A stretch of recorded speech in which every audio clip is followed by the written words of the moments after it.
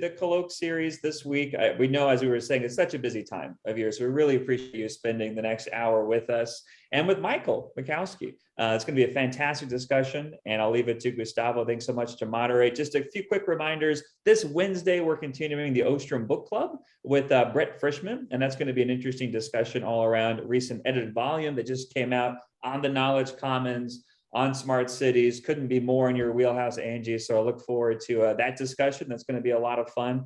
And some of our affiliates, including Mike Mattioli, who presented last week, have chapters in that new edited volume. So that's going to be a good discussion, I'm sure.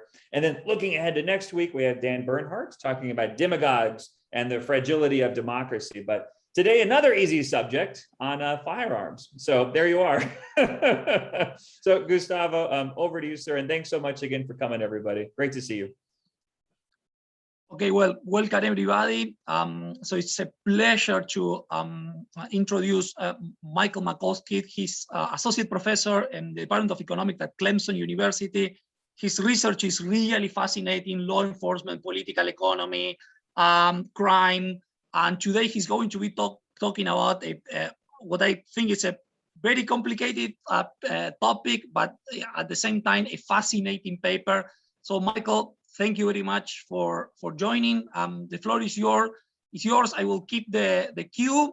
I'm sure that we are going to have tons of questions. We are going to try to keep all the questions as possible within the hour. But if people want to stay a little bit longer later, of course they are welcome. So thank you very much for everybody, and thank you, Michael. Great. Well, I really appreciate the extremely kind introduction. You already said it. Let's just jump right into it.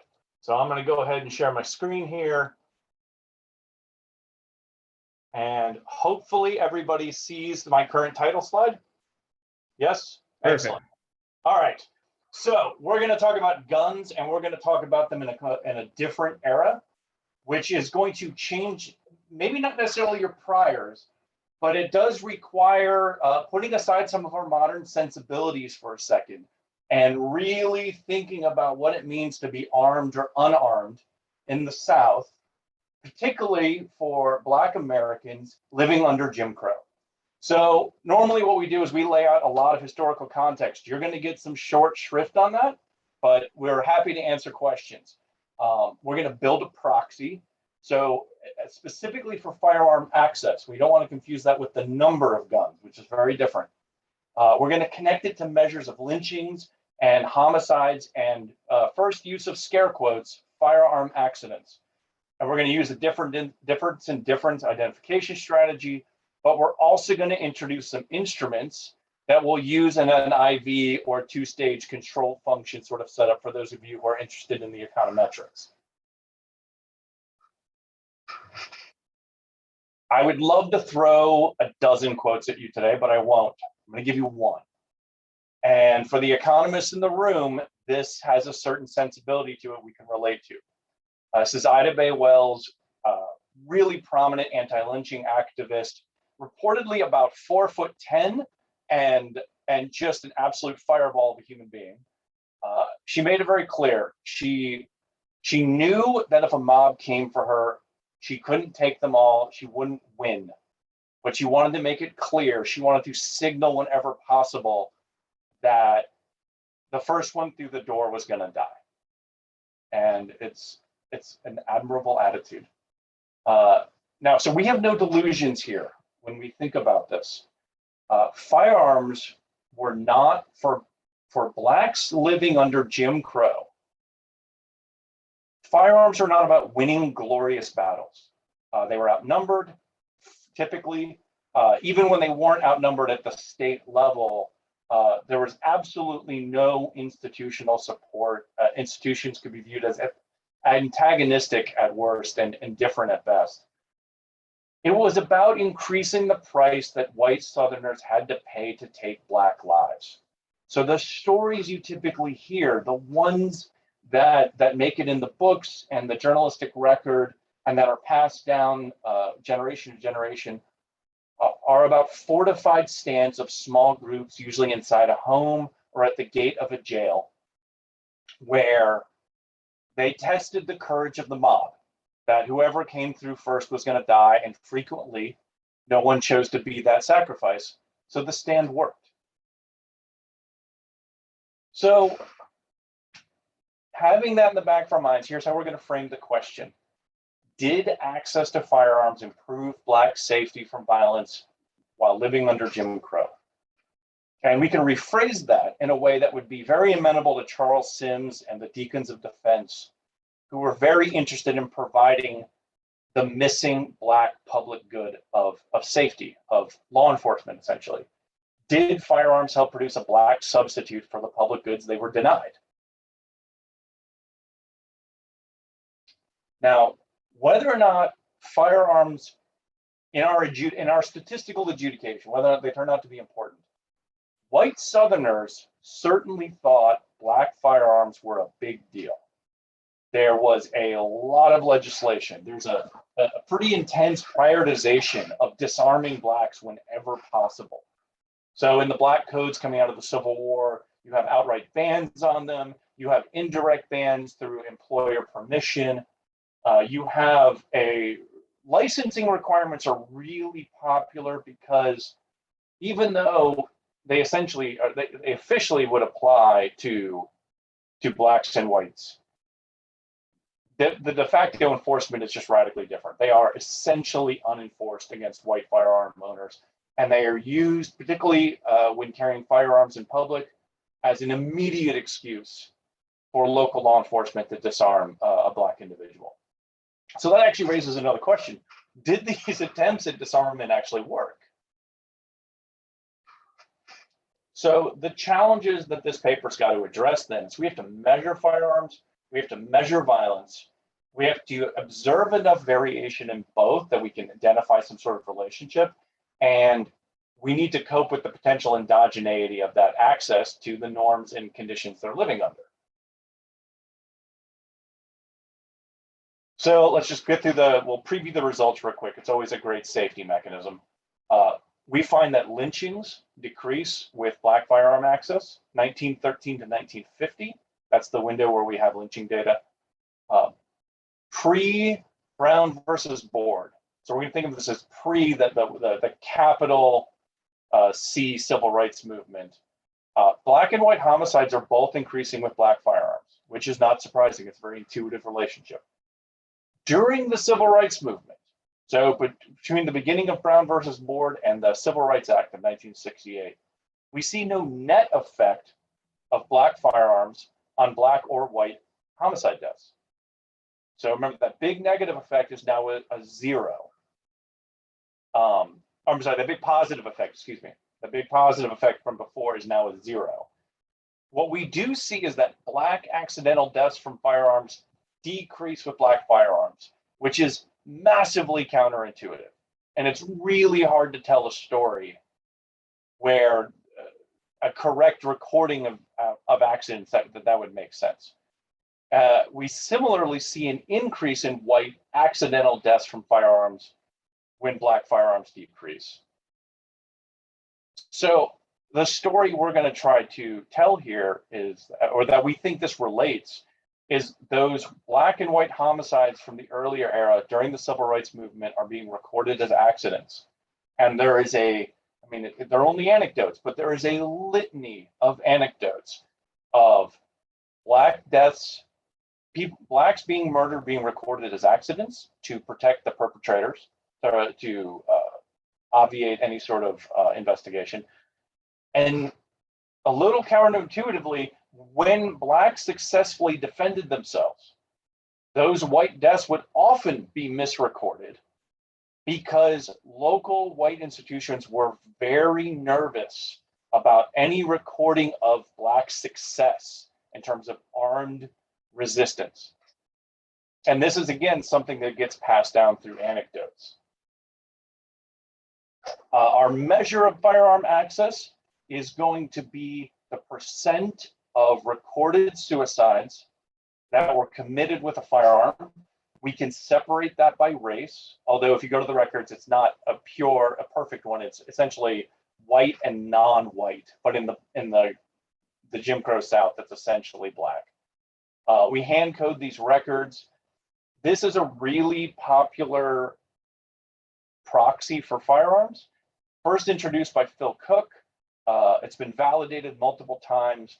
Attempts to sort of tease it apart or find flaw with it have essentially been undone at every turn. It looks like a really good proxy in the panel. So you have to, of course, you have to do it within state, within region, because firearm norms are so radically different in the North, the Midwest, and the South. But when you accommodate that, it does really well. This is what the vital statistics look like. So they're literally just it's a recording of of suicide counts within the state within the year. And then it has a listing, if you'll see on the lower left, of all the different categories. We're going to specifically look at the percentage that are with firearm. In this record, they separate them by gender or by sex. They do not do that every year. And there's a lot of states that are very light on that. So we're just going to use the overall percent of suicides. We're not going to separate by gender. So it's good for dealing with some measurement issues, but we still have to, keep in the back of our mind misclassification issues. All right, so our first bit of actual data. These are bin scatters. The x-axis is the percent of suicides using a firearm. This is overall, this is everyone, black and white inclusive. And then we look at just the total number of firearm deaths per capita, per 100,000 on the y-axis. And what you see is in the modern era, it's a super tight relationship. But even in our civil rights movement and in our earlier Jim Crow eras, we see a really nice positive correlation. That this is just our first bit of evidence that the proxy, which we know works in the modern era, works pretty well in the past as well. So this is not the best graph. I'm still trying to come up with a way to deal with our axis issue because we have these huge error bands early on. But the big takeaway I want you to have is that during that window, when we discussed that in early Jim Crow, that Black disarmament was a priority, we do see some supportive evidence that Blacks were being disarmed while whites were still pretty steady of mildly increasing their armament rate. But what also matters is during that civil rights window, on average, Black firearms access is actually exceeding white access. And then we hit 1980 and Black firearm access drops quite a bit. This is probably due to moving to urban areas, that sort of thing. The point I want to make here is that there's at least some suggestive evidence that these disarmament efforts mattered, but that during the civil rights movement, during this window of high conflict, Blacks appear to have rearmed themselves. All right. Here are our lynching counts in former Confederate states by year. So these are lynching counts from Beck and Tolnay. They use a really conservative definition, which is important to highlight here. This is not an exhaustive record of every or count of every lynching. There has to be evidence that someone was killed. The killings must be illegal. There must be greater than 3 perpetrators, and the perpetrators must have publicly claimed to be serving justice or tradition. And the reason this measure is something we favor is it's really highlighting lynchings as terrorist theater.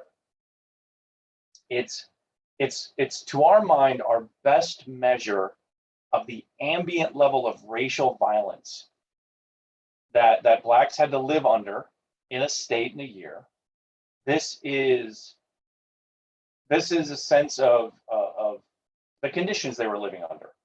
So we don't have to worry quite as much about looser or tighter definitions between states when we use this measure. We can be pretty comfortable this is consistent Also, this is completely exogenous to something like coroner records. So this is based on basically a broader historical record than just what the local coroner might have said. So this helps us a lot in our being able to trust the data regard. The only thing I want to point out is a lot of state years where there's 0 lynchings, and in the pre-Brown era, we do have some state years when no Black suicides were done with a firearm.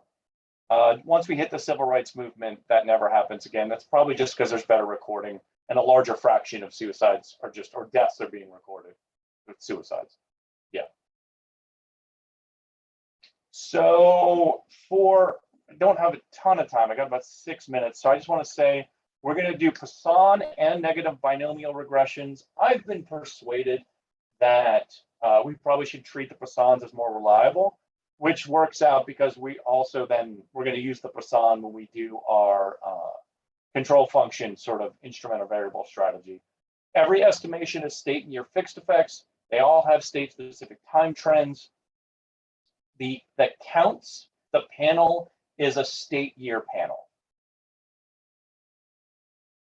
Couple controls you might be interested in. We use public or census records to know the number of Black physicians and Black firemen per Black capita, which gives us a sense of, because of segregation, what sort of public goods were available to them in that state in that year, and were there Black physicians who could influence the survivability of incidents or the classification of outcomes.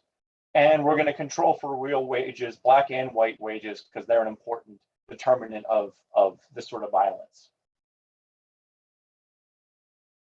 So this is our straight up OLS, not OLS. This is just a reduced form analysis.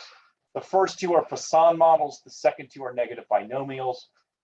The binomials do control for over dispersion better. So you get smaller error terms, but they require some really strong assumptions. And so we would rather have to cope with overstating the errors than we would with making some strong assumptions that might drive the results. So when we do our instrumental variable strategy, we're just going to do the Poisson, which is, it's just essentially we're going to take the more conservative route. We're really concerned about reverse causality because violence incentivizes the acquisition of firearms. So it's going to bias the coefficient upwards. But we're also concerned about omitted variable bias because of changing racial attitudes, that if attitudes improve, the ambient level of conflict is lower, that's easier access to firearms and less racial violence. So that's going to bias the coefficient downwards. Yeah, state and year fixed effects and time trends, they absorb a lot of that, and no, white attitudes don't change that much within an era, but it's still something we should be concerned with. We don't want to be too easy on regression when we're answering such a big question. So what we're going to use is in our lynching analysis, our pre 1950 analysis, we're going to use white law officers per Black capita. And so we have measures of police officers, sheriff's deputies, and constables. They're almost exclusively white in this era.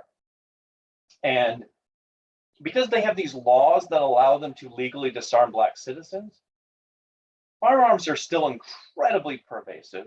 They're incredibly useful, especially if you're a farmer. The USDA literally lists them as a necessary tool for being a farmer. But you need the manpower to actually take people's firearms. So there's a state capacity thing happening here. And so even though law enforcement was often complicit in lynchings, they mostly just did nothing.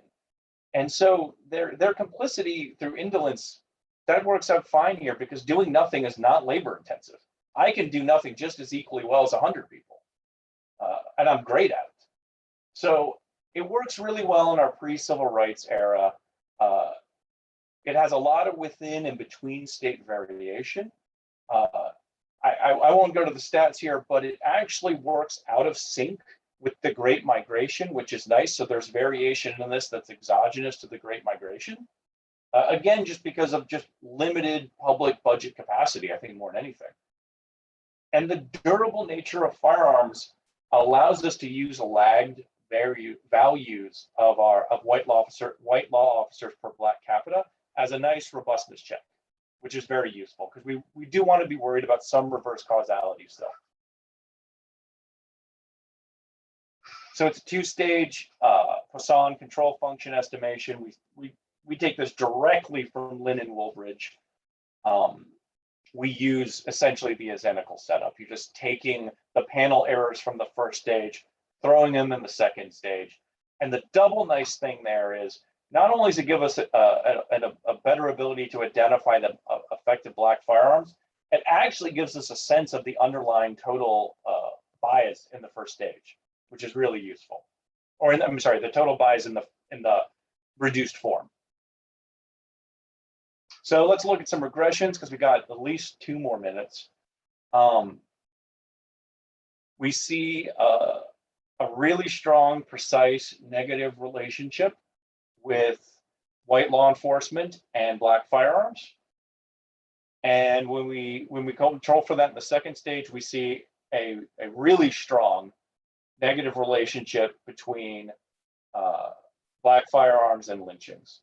So a 1 standard deviation increase in black firearm access led to an average of about 1.4 fewer lynchings per state year. So very much not a trivial relationship. And we can see, looking at the panel error terms, the coefficient on them, that the reduced form is net suffering from a positive underlying bias, which means that it's what we expect, that when blacks were living under a violent regime, when they were more concerned about violence, they reacted by acquiring more firearms, which is exactly what you'd expect.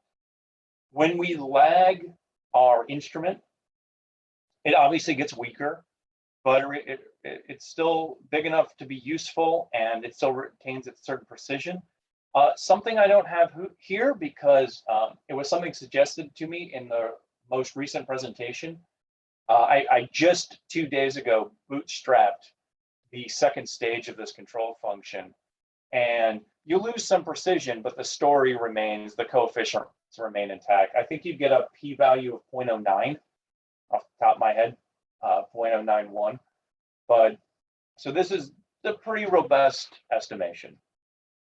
Also, if you noticed late in the window, you can limit this to the earlier era when there was a higher rate of lynching and the results are robust.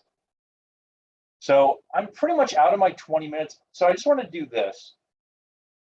In our accidents and homicides analysis, we still use white law officers per black capita in the early era as an instrument.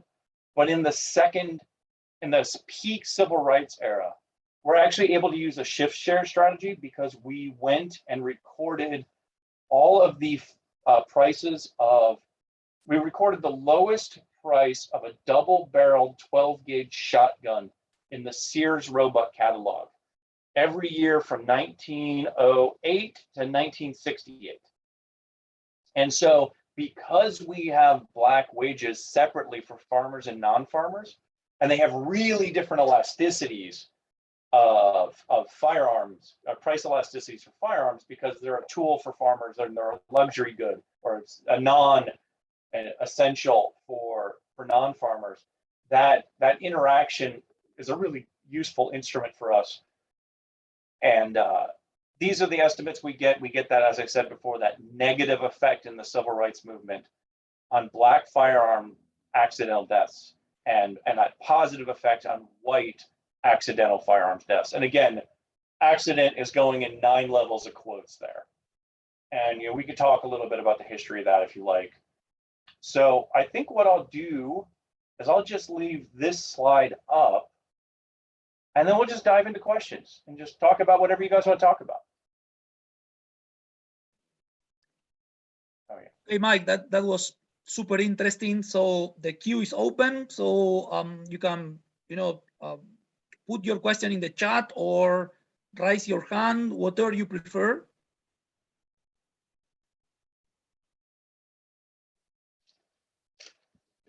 Okay, the first person I'm seeing, Jamie. So do you have a question? I do have a question. Yes, and Go ahead, please. Okay, thanks, Gustavo. This is such a cool paper. I've really enjoyed this in your presentation. Thank you. Something, yeah. I was wondering, I think about, like lately on TV, Glock is having commercials and they're talking about education. And so I was wondering, and we've also wondered about the role of like firearm education, say in the Alec Baldwin mishap. And so it just made me think about, since education and firearms has been on my brain, I wondered, does that play a role as well in the decrease in homicides with the increase in firearms? Because one of the assumptions we hold today is an increase in firearms leads to deaths, which you've shown, okay, that's not necessarily always true. And yeah, so does the knowledge about how to handle those weapons come into play here? Yeah, so it's interesting. We actually, in the paper, we continue our analysis into the modern era just for a reference point. And what we find is that the positive relationship between firearms and firearm deaths and homicides that returns, right? But we don't really have a great instrumental variable strategy for the modern era. Now, the education question you get at, so you've raised it at a different angle, but you're the second person who's raised the relationship between education in the South, especially because when white states were trying to keep federal involvement out of their schools, when they were trying to really commit to this idea, they wanted to show that separate but equal could exist. Right? They really wanted to show the merits of segregation. They could pull it off. And so you do have this big reinvestment in Black schools in this window. I don't yet know. I haven't had that aha moment of how to integrate it yet, of how to think about it. Do we want to think about it in terms of a broad educational thing? Do we want to think about it in terms of familiarity with firearms? Do we want to think about it in terms of the types of careers they're going into? And so around 1950, just before it, this is part of why our shift share instrument works. Coming out of World War II, the fraction of Black adults whose occupation is in agriculture goes off a cliff, right? So you're coming out of an era where white institutions were limited in how much they could disarm Blacks because it was just kind of understood you can't disarm a farmer. And even if you insist on it, they're still going to end up on it because it's just, you can't run a farm in this era without a shotgun. It's just not possible. And so as we transition out of that, do we want to think about the change in terms of their demand for firearms or their familiarity with firearms? And I don't know how to do that, especially because we can use the shotgun price. Because the reason we use the shotgun price is that it's a consistent firearm. You can still buy a double-barreled 12-gauge shotgun today. And so it's this great way to track a price of a good without having to deal with a lot of technology on the level of what the good is. Mostly what we end up, our firearm price is essentially just a backwards way of putting steel prices in. But we just don't have steel prices that go back that far. And that's essentially what they are. And that and the fact that the US military is gobbling up every firearm they can for a while. So no, I wish I had some great answer of like, yes, that's what we're going to do next. We have this great strategy, but we don't. I think the only thing I've been noodling around is it's definitely probably going to end up as a control to look at. We probably need county. What we probably need to separate is rural and urban education spending in Black schools under Jim Crow. We're probably going to have to try to find some measure, because if we just use a state measure, it's going to get washed out with the fixed effect and the trends. So, yeah, I'll tell you what, I mean, I'm all ears if you have further thoughts on this. I mean, if I do have one further thought, I wonder, so I know the NRA has been a big proponent of firearm education. I wonder if they might have data on that, or even on, yeah, I wonder, Have you ever successfully gotten data out of the NRA? No, I've never tried. I have not. My knowledge of them is that they are not super data sharing friendly, but maybe I'm just not asking the right tone. That's something to think about. Yeah, or even also, I don't go back to, you can get NRA membership data going back to, I want to say, the 70s, but I don't know about before that. That's a good thought. I mean, that's a good thought. What if we just use membership? The only thing is it's still mostly a lobbying group. So I don't know if membership is going to be a good proxy for education. You also have to remember that people didn't get a pamphlet for how to use a gun in this era. Everybody knew how to use a gun when you turned 13 or 12. I mean, I was given a firearm when I was 16, but you know, people, if your kid was going to help you on the farm, he was going to know how to handle a firearm probably around 13.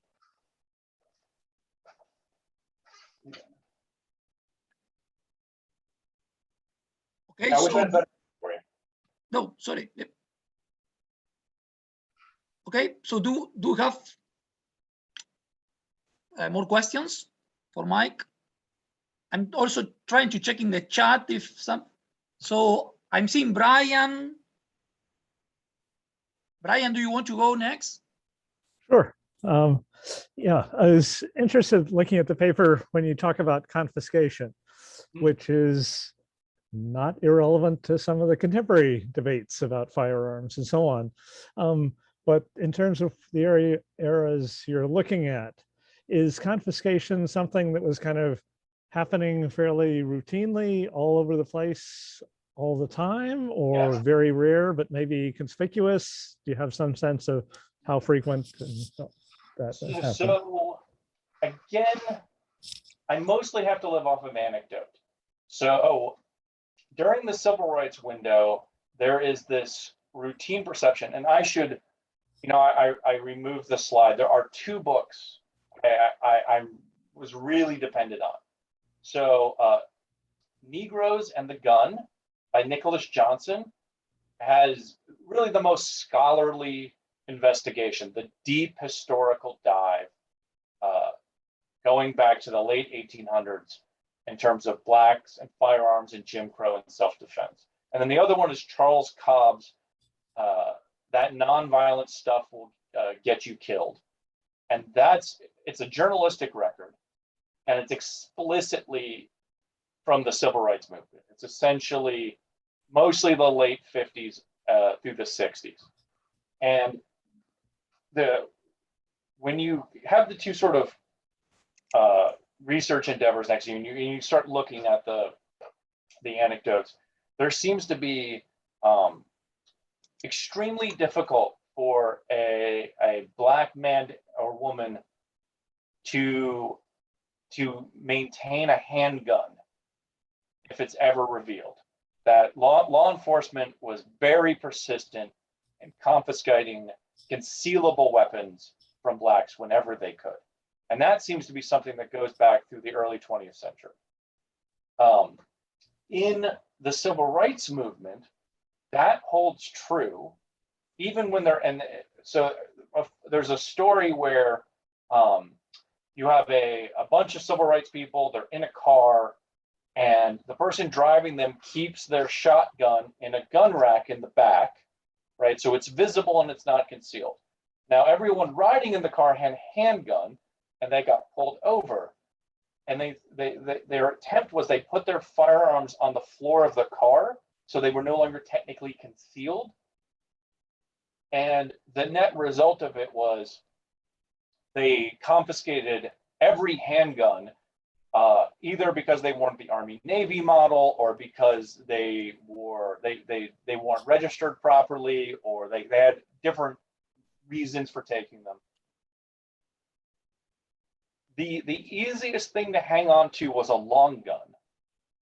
But if you were walking with a long gun, they were probably still going to try to take it from you. In fact, this is another reason it's important to take us sort of out of our modern mindset.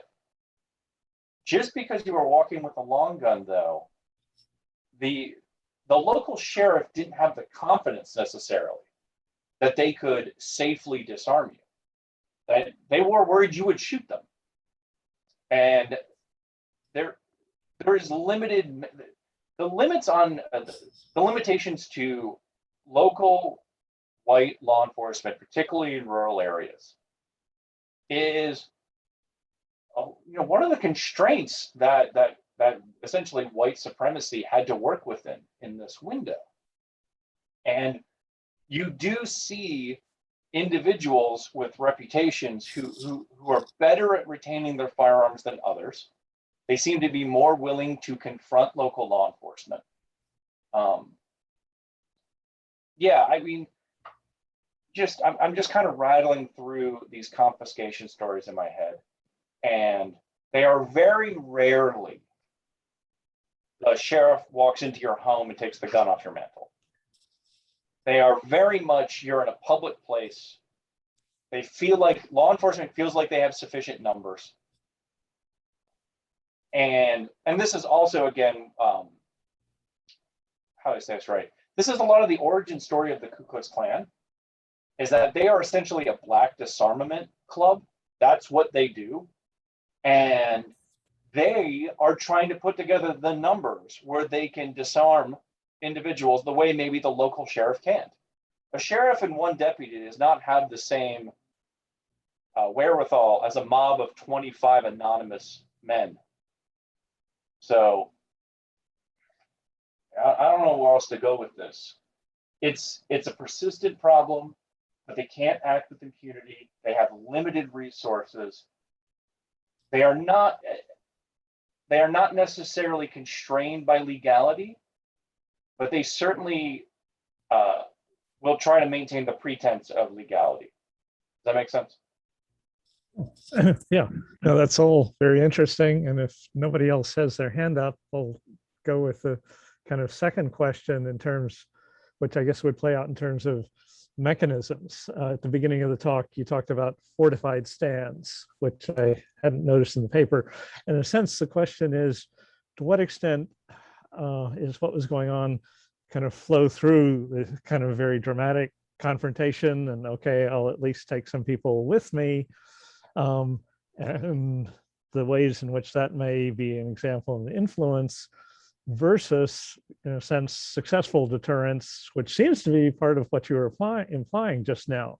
The knowledge that, those people have a gun, and especially if you try and go after them at their home, they, may use that. And to the extent that that is part of the mechanisms, which in a broader way you're picking up, with the, estimates you're making. Yeah. Yeah, I mean, the story between, again, the anecdotal record and our data, the story that sort of formed in my head is that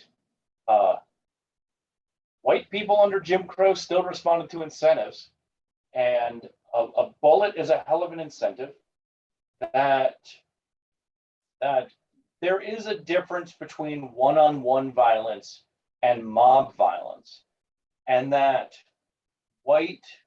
black firearms were an effective deterrent against white mob violence, either because in the moment they literally staved off a mob, or it enters into local knowledge that the last time a mob formed,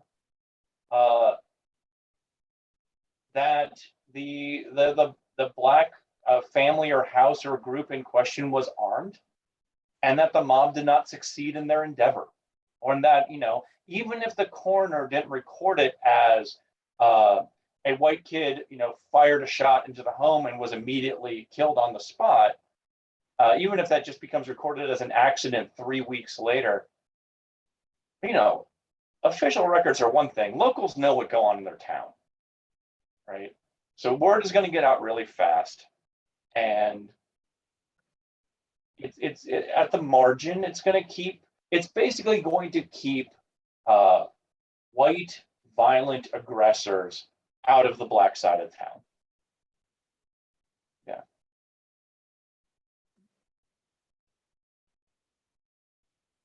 Okay, I have a couple of comments as last questions, but it seems that somebody else is on the chat, so I will go with the person in the chat first.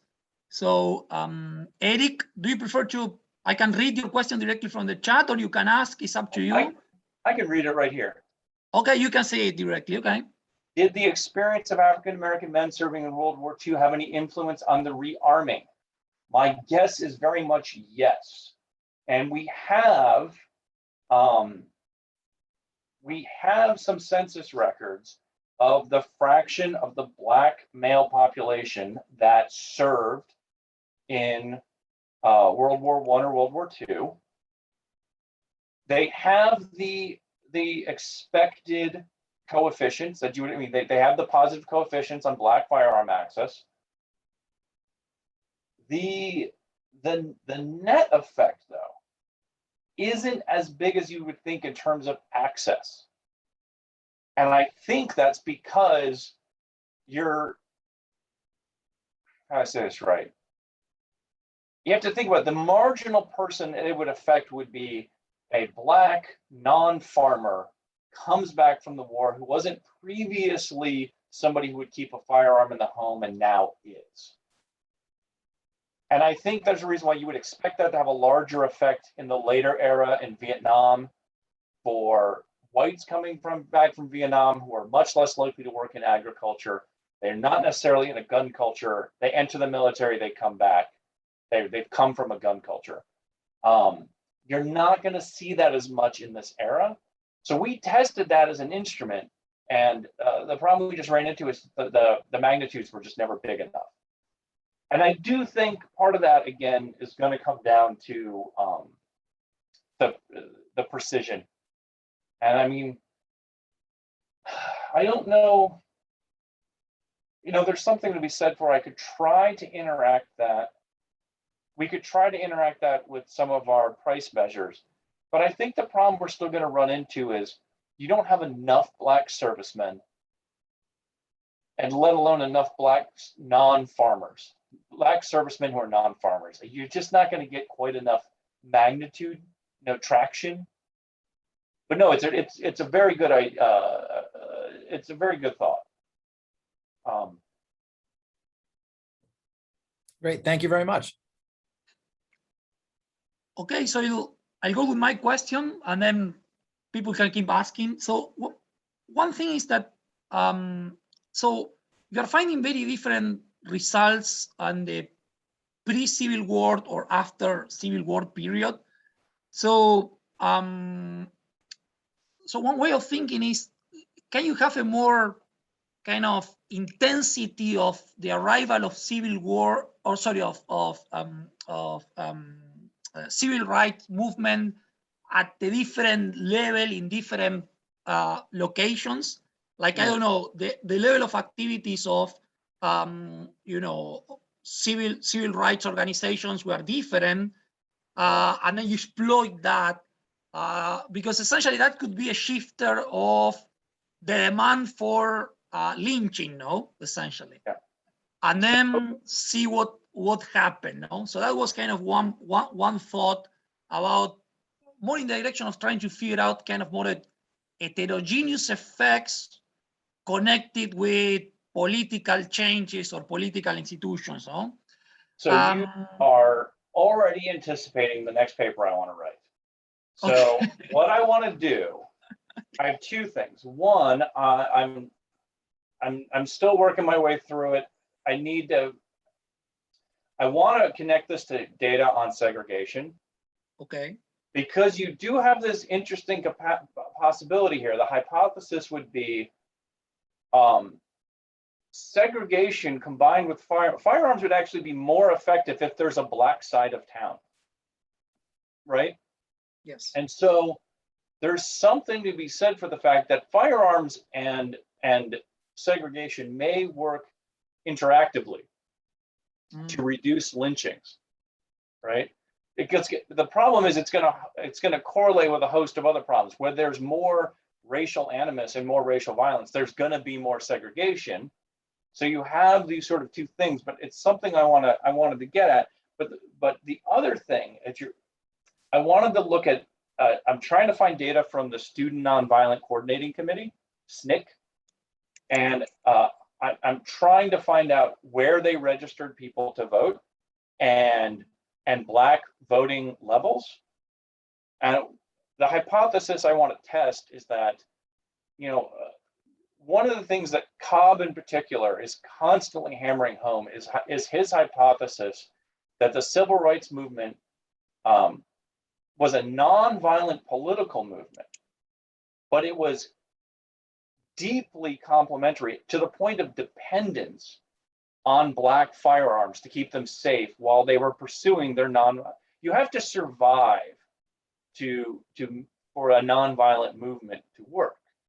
And that he's really adamant that Black firearms were really important. And there are constant stories of all of these very prominent nonviolent activists whose homes were basically arsenals because they had to survive the night. And so one of the things I want to look at is, did firearm access lead to more successful registration of Black voters, greater participation of Black voters, and higher rates of election for Black candidates? So that's what I want to do. But this is one of those cases now where we feel really good about our right-hand side variable. So let's find some more new and interesting left-hand side variables to go after with it, especially because somebody else has already done the hard work of writing the historical narrative behind a very important hypothesis. And now I just wanted to do the easy part of proving it. Okay, that was super interesting. So I think that, Jamie, you have a question related to this point. So do you want to jump now? Not necessarily related to this point, but I can pose my question broadly, and then it can be wrapped up into other responses if that's better. Or do you want me to wait? Yeah, so yes, go ahead. Come on. Oh, okay. Yes. Just, this topic is new to me, so I was poking around on the internet, and I see there's a book that talks about like the racist origins behind gun control, and they're rooting it in Jim Crow laws. I'm going to guess you're familiar with that Arab scholarship, right? So I'm not sure that I'm convinced by that, because I've also heard that in pre-revolutionary America, Quakers were restricted from owning weapons. It's not that they, also chose because of being peaceable, but that they were also restricted by colonial laws. And so I'm wondering, do you think that premise is true? Is gun control has a racist foundation in Jim Crow, or no? So, I mean, I'm deeply sympathetic with and I share it, your skepticism of any sort of monocausal explanation for something as big as gun control. You have this amendment. It's supposed to be for arming militias. It's supposed to be to provide, protect citizen homes, and you want to have some sort of basic. So this is something I cut out of the presentation that's in the paper, which is this refrain that firearms are, the Second Amendment is a bulwark against tyranny. I think we've probably all heard that phrase at some point. And the tough thing about that statement is, how do you test it? Because tyranny is very much a I know it when I see it thing. And obviously that becomes endogenous to the reader or the activist in this case. In fact, one of the reasons I like this project is I think we're all pretty comfortable saying that Blacks under Jim Crow lived under tyranny. And then You could even then say that lynchings are a manifestation of that tyranny. Well, let's see if it has this, effect, and it does. But to then go the other direction and say that gun control is a byproduct of that tyranny, because when this legislation was introduced, it was understood to only apply to blacks, right? And maybe they didn't anticipate a world where blacks would have enough rights that these laws might dare be imposed on whites. Similarly, I mean, I don't know. I'll put it to you this way. Here's the racist roots of gun control as the dominant force behind the gun control movement, I don't buy at all. But the idea that our legal system is deeply invested in precedent, and that laws coming out of the black codes, these registration laws coming out of the South, that they set the sort of unintended legal groundwork for future gun control laws, I think that's actually completely feasible. These things, things backfire legally all the time. But, I feel like on that, I could make a similar argument and say the roots of modern gun control are the Black Panthers showing up in the California State House, and Reagan gets freaked out and they pass gun control laws. And then you have the crack epidemic in the 80s and early 90s. And then again, you could make the argument that the roots of gun control are scared white people, scared white suburbanites who just want to disarm everybody now that they've observed criminals with guns. I think it's too flexible a narrative. But from a legal point of view, I buy it that you need precedent as grist, for future laws, and I buy that. So Brian, you are mentioning a question, but then for the post seminar discussion, correct me if I'm wrong. Maybe I can go with my second question. It was more about, so are you aware of any other studies, maybe different countries, just to have an idea of how the fact that you are finding compared with similar situations in, let's say, other countries? It's like the environment is a group facing violence, and then you are varying somehow exogenously the accessibility to firearms, no? Yeah. So do we have papers, maybe even in more complicated situations like civil war situations, that will give you an idea of how big is the effect, or just to compare, or it's too crazy going in that direction? So, the literature we're embedding in and that we read the deepest in is going to be the modern US gun literature, just gun access literature. And then essentially the lynchings and violence and also just violence in Black neighborhoods, like the Jim Adler sort of stuff in the US South. Those have been the two literatures we've embedded in. I'll confess to being completely ignorant of research on firearms access and like armed insurrection, revolution, civil war, or subjugated peoples just getting, greater autonomy and rights. I'm completely ignorant of it. I think one of the things that tightens the literature up really quickly is when you think about data on firearms, it's almost exclusively contemporary. You really don't see a lot. Ours is one of the very first papers that does anything prior to like 1975. When you look at most of them, they're just constantly looking for proxies. Magazine subscriptions, memberships, suicide percentages, it's all deeply invested in modern data. So I'm not saying there isn't anything out there in these areas, but we haven't found it. But that could be for want of looking. I was thinking something that maybe, so what are union leaders, no? They may be facing some kind of, in some countries, more or less the same type of issues, no? Oh, that's interesting. So essentially it's, are you collecting guns to transform your union in part of a, a revolutionary party, or you're just having guns to protect yourself because whatever, the companies are using also violent means to silence you, no? Yeah. No, I mean, it's funny, when I looked at like armed conflicts and I was looking at, different groups, anecdotally, you do see a lot with union and union busting groups that you have, what's the famous private security, the Pinkertons. Yes. Like you can read stories of, armed union groups and then these private security forces in conflict.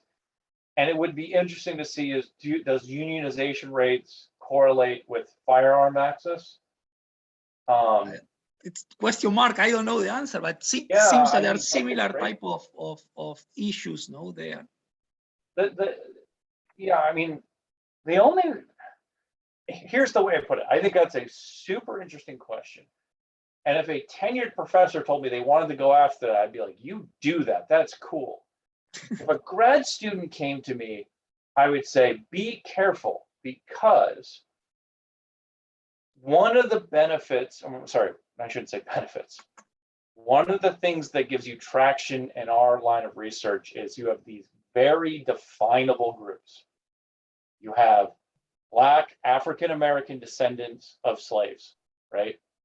And then you have white Southerners. And don't get me wrong, you read Howard Bodenholm's book on the color factor, there's which racial group you're classified into is somewhat up for grabs, but it's still fairly defined. When you think about union members and prospective union members, or defining what the working class is and who the relevant populations are, like the defining who the groups are in conflict, you're going to need really good data to do that with something like union conflict. Don't get me wrong, if you find it, you're going to be a hero, but it's going to be tough. Okay, Mike, I think you have 2 minutes, so we can stay longer and then talk, but do you want to wrap up your presentation just before we officially close the seminar, and then we are going to stay, everybody's welcome to stay, keep talking with Michael, assuming that you have time, so to stay. Oh, I've got time. I just want to thank everybody for coming and just say, please email me if you have any questions, if you have any thoughts, if you think there's relevant data. I already see a comment here about the Irish and the Brits in conflict, and we could talk about the Troubles if you're interested in. I don't know much about where firearms, in terms of Northern Ireland, where people got access, what the rates of access were. I think that would be really interesting. One of the things that, people know this, there's a lot of reasons why historical research is often so overly North American focused. And never underestimate, though, the fact that just from a data standpoint, the US is 50 countries crammed together, which gets you a lot of aggregate variation and institutional variation and population variation. So if we were to do some sort of similar analysis with sub-regions of Ireland and resistance, right, and violence and terrorist acts and all the other metrics you'd want to use, one of the difficulties you would find is, well, where are we getting our variation from? What are we going to identify off of? How are we going to learn the answer to our question outside of just a time series of violence and representation? And it's going to be really hard. So yeah, I think adjudicating questions, like data-driven adjudication of these questions about firearms and violence are really important and really interesting. But if you want to do anything prior to about 1980, you want to think really hard about where you're going to get your data and what's actually changing within it that you're going to learn from. Yeah, that's just my seed of warning for the handful of grad students that might be on here. I don't want you to waste 8 months in year 3 of your PhD. Okay, Mike, thank you very much. That was really awesome. So round of applause for you. So super interesting paper. Okay, so people that want to stay a little longer to talk with Mike, you are welcome. So Brian, you already